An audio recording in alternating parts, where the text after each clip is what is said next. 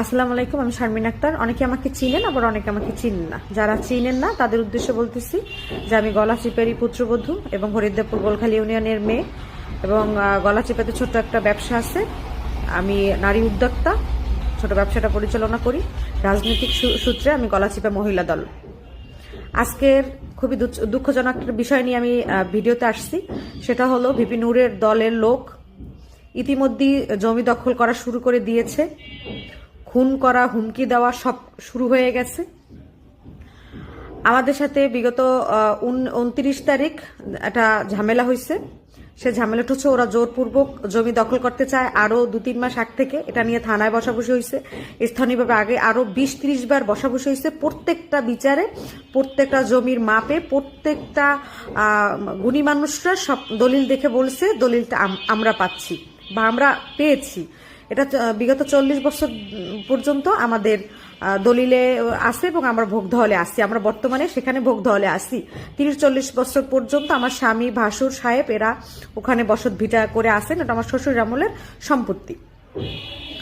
কিন্তু ওরা রাতে এসে, রাতের অন্ধকারে একটা এসে টিনের ঘর উঠাইয়া সেখানে জোর জবরদস্তি করে থাকতে চাচ্ছে। এবং এটা নিয়ে বারবার যখন সালিশি হয়, থানা থেকে যে কাজ স্থগিত করে, পুলিশ চলে আসলে আবার কাজ তারা শুরু করে।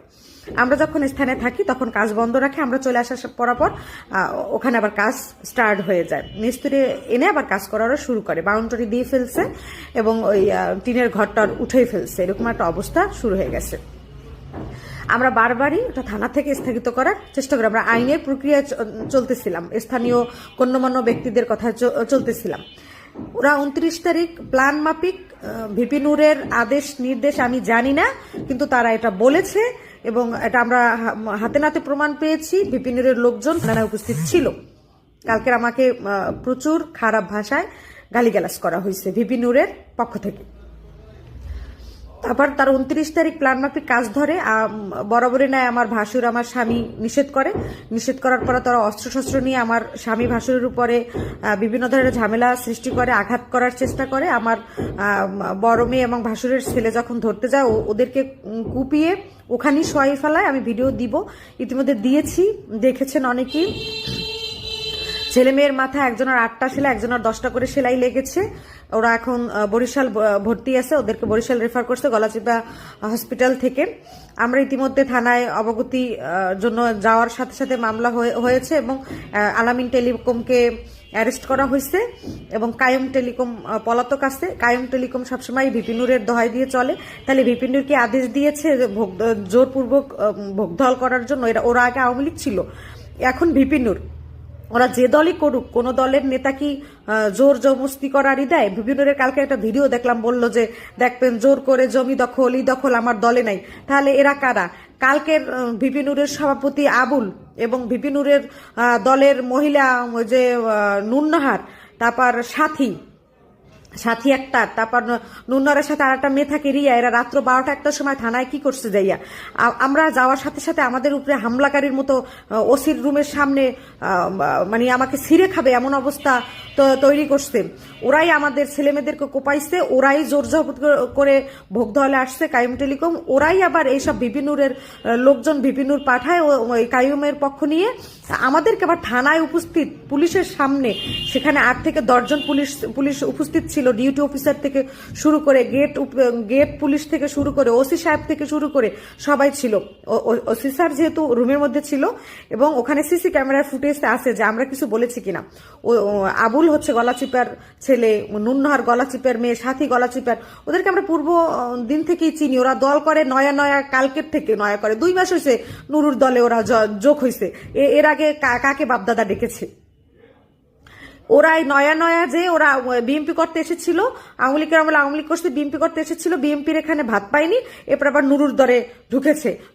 নুরুর এখন আবার ধ্বংস করার চেষ্টা। নুরুর দলও বেশি দিন টিকতে পারবে না, আমি মনে করতেছি এটা। নুরুর দলও বেশি দিন টিকতে পারবে না। হয়তো ওদের জন্য নুরু টিকতে পারবে না, নয়তো নুরুর জন্য ওরা টিকতে পারবে না।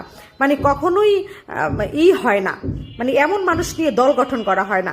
থানার উপস্থিত, থানা এখানে সিসি ক্যামেরা আছে। আমি ওদেরকে গিয়ে সালাম দিয়েছি, যেহেতু ওরা আমার পূর্ব পরিচিত, সালাম দিয়েছি, বান্ধবী বলে ডেকেছি, কেমন আসছে জানতে চেয়েছি। তারপর বললাম তোমরা বিরোধী দলীয় হয়ে আসলা, ওরা তো আমার ছেলে মেয়েকে কোপাইছে, এমন একটা হইয়া তোমরা আমার বিপক্ষে এসে দাঁড়াইলা, এমন ভাষায় আমি কথা বলছি। ওখানে থানার সিসি ফুটেজে অবশ্যই আমাদের রেকর্ড আছে, সিসি ফুটেজের মধ্যে বইয়ে ওরা ঝামেলা করার চেষ্টা করছে, কিন্তু তারা আমার সাথে এত খারাপ বিহেভ করছে, এত খারাপ আচরণ করছে যেটা বোঝানোর বাইরে। ওরা গেছে, নূর ফোন দিয়ে দেবে, ওসির সাথে নূর কথা বলবে আলামিন টেলিকমের পক্ষ নিয়ে, আবুল গিয়েছে আর ওরা গিয়েছে, ওরা বলে আমার ভাই, ওরা ভাই, এখন ভাই পরিচয়, দলীয় ভাই, আমাদের দলীয় ভাই বিপিন নূর পাঠাইছে দলীয়। তাহলে বিপিন নূর কি এখনই চাঁদাবাজি শুরু করে দিচ্ছে, জোর দখল করে জমি, মানুষ খুন করা, হত্যা করা? এই কায়ুমদের পুরো পরিবারের রেকর্ড খারাপ।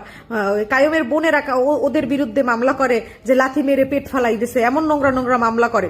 মিথ্যে না সত্য জানি না, কিন্তু ওদের নামে এরকম বহুত এফআইআর আছে পারিবারিক।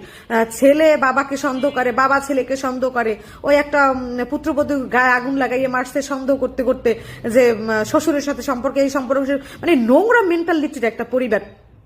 এমন একটা পরিবারকে আবার সাহায্য করে বিপিনুর নিজে নিজে, তার সেক্রেটারি রাত্র 12টায়, এবং অতগুলা মেয়ে রাত্র 12টায় বিপিনুর পাঠায় ফোন দিয়ে।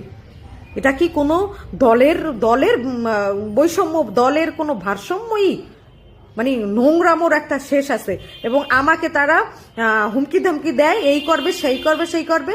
আমি এতটাও ভালো মা না যে আমার সন্তানের রক্তের উপরে দাঁড়াই থাকবো চুপচাপ, তোরা যা করবি আমরা সহ্য করব। তো নূর তো ভালো কথা, নূরের 14 গোষ্ঠী আইয়ে জানো তো উস্কাইয়ে ধরে। নূর আসতে পারে নাই, এর আগেই খুনি হয়ে গেছো না?